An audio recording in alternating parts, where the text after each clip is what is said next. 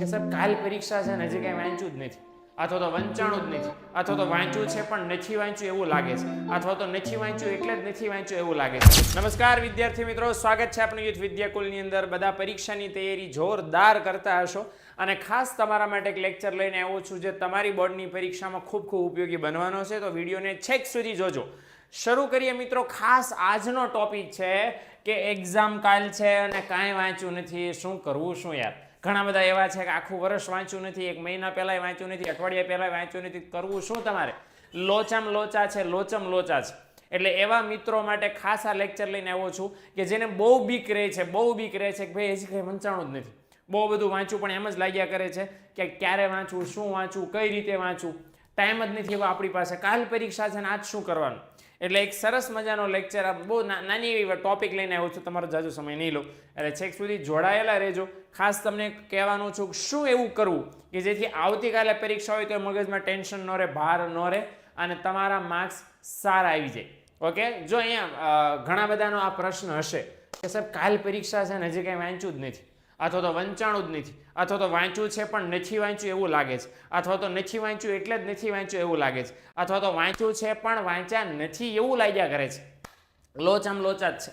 એટલે પ્રોબ્લેમ ક્યાં છે ઘણા બધા મિત્રોનો? મહેનત છે એ કરી તો છે પણ સાહેબ કોન્ફિડન્સ નથી કે આ વાંચ્યું છે એ પરીક્ષામાં નહીં પૂછાય તો, આ વાંચ્યું છે યાદ નહીં રહેતો. અત્યારે જે હમણે પાકું કડકડાટ કરીને બેઠો તો બરાબર, કલાક પછી બે છીંકો આવી તો ભૂલાઈ ગયું, હાર ધક ધક ધક ધક થયા કરે છે. એક મેં રસપ્રદ સર્વે જોયો હતો કે જેની અંદર છે એ 500 કંઈક બાળકોનો સર્વે કરવામાં આવ્યો અને એમાં એવું પૂછવામાં આવ્યું કે તમને પરીક્ષા પહેલાં પેટમાં ગડબડ કે એન્ઝાયટી કે એવું કંઈ રહે છે? તો 68% બાળકોએ કીધું કે હા પ્રોબ્લેમ થાય છે, ધબકારા વધી જાય છે, પરસેવો વળી જાય છે, ઝાડા છૂટી જાય છે, એવું તો થાય લોચા, કાંઈ ટેન્શન નથી ભાઈ, નોર્મલ છે આ બધું. પણ એની સામે એને ટેકલ કેમ કરવું એનો ઉપાય, બરાબર ને? શું કરવું તમારે એવા સમયમાં? તમને આમ ટેન્શન થયા કરે, ધબકારા ધક ધક ધક ધક થયા કરે, શું કરવું એના માટે? સીધું સિમ્પલ સોલ્યુશન લઈને આવ્યો છું. સૌથી પહેલાં તમારે શું કરવાનું છે? પરીક્ષાના ડરને દૂર કરી દો ભાઈ. પરીક્ષાના કયા ડરને દૂર કરવાનો છે? હું કહું છું ને કીધે નહીં ડર દૂર થઈ જાય. હું કહું એ રીતે એ કોન્સેપ્ટથી વિચારશો તો 100%ની વાત છે કે પરીક્ષાનો ડર દૂર થશે ને થશે. કરવાનું શું ભાઈ? તમને એમ ટેન્શન જો રહ્યા કરતો હોય કે સાહેબ પરીક્ષામાં પેપર અઘરું નીકળ્યું તો ભાઈ અઘરું ખાલી તમારા એકલા માટે નથી, આખા ગામના વિદ્યાર્થીઓ માટે, આખા ગામ જવા દો, આખા રાજ્યના વિદ્યાર્થીઓ માટે અઘરું પેપર છે. તો સહેલું છે તો સેમ નિયમ લાગુ પડે છે ભાઈ. એટલે તમને એમ લાગે છક્કા છૂટી ગયા આમાં, તો તમારે એકલાના નહીં છૂટ્યા હોય, બધાને પરસેવો વળતો હશે. એટલે ટેન્શન નોટ. ઓકે, પરીક્ષા આવે છે તો વહી જશે. એટલે પરીક્ષા આવે છે તો તમને એમ લાગે કે હજી તો આવી નથી ને આ કેમ લખશું, કેમનું પૂરું થશે, પહેલી વાર બોર્ડની એક્ઝામ દેવા જઈએ છીએ, આમાં તો આગલા વર્ષે તો માસ પ્રમોશન આવી ગયું, આ વર્ષે તો શું થશે, પાસ નહીં કર્યું તો પેપર હરખું નહીં, એ બધું ટેન્શન લેવાનું રવા દો. મોટાભાગના વિદ્યાર્થીઓને પરીક્ષા ડર કેમ લાગે છે? કારણ કે નહીં વિચારવાની દિશામાં હાલ્યા જ જાય છે, ચાલ્યા જ જાય છે. સુપરવાઇઝર કડક આવે શું થશે, મારા બાજુવાળી છે કેવી આવશે, કેવો આવશે, કઈ સેન્ટર આવશે ને બેન્ચ હલતી હશે, આવું બધું કંઈ તમારા હાથમાં નથી. જો એવું તમને બીક લાગે ને તો MS ધોનીનું સરસ મજાનું વાક્ય છે, હંમેશા મગજમાં રાખો. ભવિષ્યની ટેન્શનમાં વર્તમાન ખરાબ ન કરો, વર્તમાન ઉપર ફોકસ કરો, તમારું ભવિષ્ય ઓટોમેટિક સુધરી જશે. હે ને? એટલે આ સાદી સિમ્પલ ભાષામાં તમે હું અત્યારે કરી શકો છો? મહેનત. તો કરી લો ભાઈ મહેનતમાં પૂરેપૂરું ફોકસ કરશો, પરીક્ષા ઓટોમેટિક સુધરી જશે. બરાબર ને? આ સીધું સિમ્પલ સ્ટ્રેટ લાઇન છે. એટલે પરીક્ષાના ડરને ભગાવવા માટેની કંઈ સિમ્પલ ચાવી છે કે પેપર અઘરું નીકળશે તો બધા માટે નીકળવાનું છે, તમારે એકલા માટે નહીં. પેપર ખરાબ ગયું છે તો બધાને ગયું હશે, તમારે એકલાને નહીં. સમજણ પડી ને? અને કદાચ બધાને સારું ગયું ને તમારે ખરાબ થઈ ગયું, શું ગુનો થઈ ગયો ભાઈ? બરાબર ને? આખી જિંદગી પડી છે આપણી પાસે હજી પરીક્ષાઓ આપવા માટે. ઓકે, એટલે ટેન્શન નથી લેવાનું.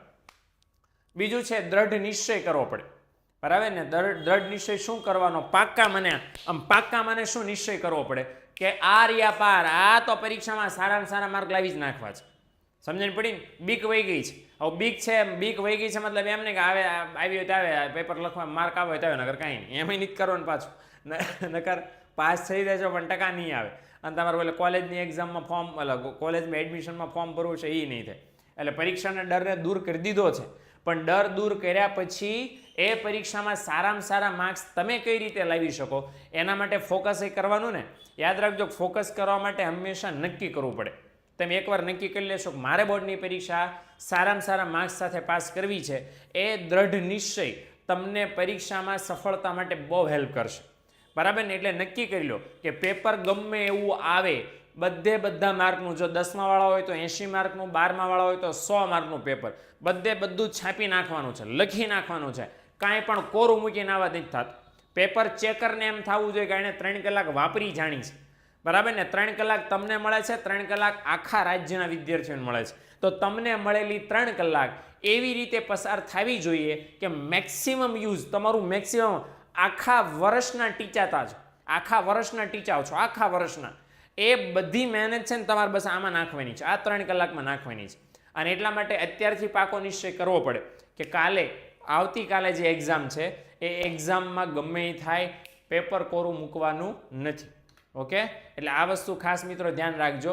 અને આ ખાસ મિત્રો ધ્યાન રાખજો, બરાબર ને. જ્યારે તમને રખડવાનું મન થાય, પરીક્ષા ટાણે તમને મોબાઈલ લેવાનું મન થાય, આ વસ્તુનું ધ્યાન રાખજો. અત્યારે જો મહેનતમાં ધ્યાન આપશો ને તો 100% ગેરંટી છે કે મહેનત તમારું આજીવન ધ્યાન રાખશે, બરાબર ને. અત્યારે મહેનત કરો, અત્યારે સમય છે તમારો મહેનત કરવાનો, કામ કરવાનો. અત્યારે જો મહેનત નહીં કરો, અત્યારે જો ઢીલાશ કચાશ રાખી તો 100%ની વાત છે કે આજીવન છે તમારે નકરું લબડવું, દોડવું, ખીજાવવું પડશે. અત્યારે મહેનત કરશો તો વાત છે કે મહેનત જે તમે કરી છે આખી જિંદગી તમને ફાયદો કરાવશે. એટલે આ કોન્સેપ્ટને ધ્યાનમાં રાખજો મિત્રો. ઓકે, તમારી મહેનત છે એ તમારું ખૂબ અગત્યનું અંગ છે. મહેનત કરવાનું બંધ કરી દેશો, શોર્ટકટ શોધશો તો 100%ની વાત છે કે ઓછા માર્ક આવીને હેરાન થશો. એટલે મહેનત કરો, પરીક્ષા હજી તમારા હાથમાં છે, સમય ગયો નથી. ઓકે, શું તમારે કરી શકાય, કઈ રીતે તૈયારી કરી શકાય. પરીક્ષાના આગલા દિવસે તમને એમ થાય કે ફટાફટ તૈયારી કરવી લેશે. સૌથી પહેલું સહેલું કરી શકાય, PYQ લઈ શકાય. ઘણા બધા વિદ્યાર્થીઓ એમ કીધું સાહેબ PYQ નથી કર્યા, ચાલે. અલા ભાઈ PYQ નથી કર્યા. PYQ એટલે શું? Previous year question paper. ગયા વર્ષના જે જૂના ક્વેશ્ચન પેપર્સ છે એ ગયા વર્ષના જૂના ક્વેશ્ચન પેપર કરો ને સોલ્વ. તમે જો યાદ રાખો, વાંચ કરો. તમે ઘણા બધા એમ કહે છે સર મેં વાંચું છું, નકરું વાંચું છું, પણ કોન્ફિડન્સ નથી આવતો. કેમ નથી આવતો કોન્ફિડન્સ ભાઈ? એટલા માટે નથી આવતો કારણ કે વાંચ્યા પછી તમે ચેક નથી કરતા કે મને આવડ્યું કે ન આવડ્યું. તો એ વાંચ્યા પછી તમને આવડ્યું કે ન આવડ્યું એ ચેક કરવાનું સીધું સિમ્પલ સોલ્યુશન છે પ્રીવિયસ યર ક્વેશ્ચન પેપર. જૂના બોર્ડના પેપર સોલ્વ કરો. બોર્ડના પેપર એટલી સોલ્વ કરશો ને તો તમને મગજમાં કોન્સેપ્ટ ક્લિયર થશે. આ ટોપિક પરીક્ષામાં આટલા માર્કમાં આવી રીતે પૂછાઈ શકે છે અને એના જવાબમાં મારે આટલી લંબાઈનું લખવું પડે એમ છે. તો એ તમને ત્યાં કોન્સેપ્ટ ક્લિયર થશે. એટલે ખાસ જૂના વર્ષના પેપર છે બોર્ડના, ખાસ એ તમારે ખાસ કરવાનું છે મિત્રો. બીજી વસ્તુ શું તમારે ફોલો કરવાનું છે, કઈ વસ્તુનું તમારે ધ્યાન રાખવાનું છે. સૌથી પહેલું, જે તમે નોટ્સ જો આખા વર્ષ દરમિયાન બનાવી છે, જેમાં સર IMP લખાયું હોય, અંડરલાઈન કરાયું હોય, કોઈ વસ્તુને મુદ્દા પાડીને સમજાવ્યું હોય, એવો સવાલ જે સ્વાધ્યાયમાં હોય પણ એનો જવાબ ચોપડીમાં બેઠો ન આપ્યો હોય, એવા કોઈ જવાબ લખ્યા હોય તો એ નોટ્સ જરાક આમાં ફંફોળી લો. રેફરન્સ બુક તમારી, આપણું તો પાઠ્યપુસ્તક છે સાદી ભાષામાં, તો પાઠ્યપુસ્તક લઈ લો ભાઈ.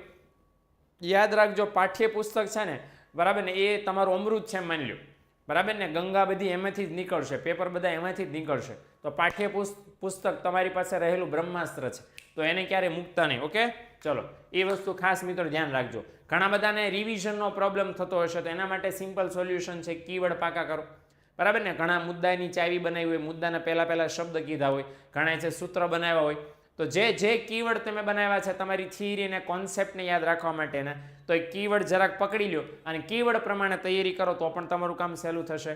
આંકડાશાસ્ત્ર, નામાના મૂળ તત્વો, ગણિત, આવા બધા જે ગાણિતિક વિષયો છે, ગણતરીના વિષયો છે, એમાં ઘણી બધી વાર સૂત્રો પૂછાતા હોય છે, સૂત્રના આધારિત દાખલાઓ હોય છે. અને ઘણીવાર એવું થાય છે કે સૂત્ર ખોટું મૂક્યું, દાખલો ખોટો, રકમ આખી તૈયાર જ આપી હોય, તમારે ખાલી સૂત્ર જ પાકું કરવાનું હોય.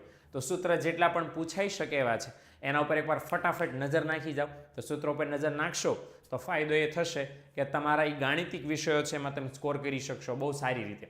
ઓકે, બીજું ખાસ જે પણ મિત્રોને હજી નહીં ખબર પડતી કે સાહેબ હજી શું કરવું, તો ભાઈ ઓલરેડી ધોરણ 10 માટે, ધોરણ 12 માટે ઓલરેડી રોડ મેપનો વિડીયો લઈને આવી ચૂક્યા છીએ, પબ્લિશ થઈ ગયો છે, હજારો છોકરાઓએ જોઈ લીધો છે.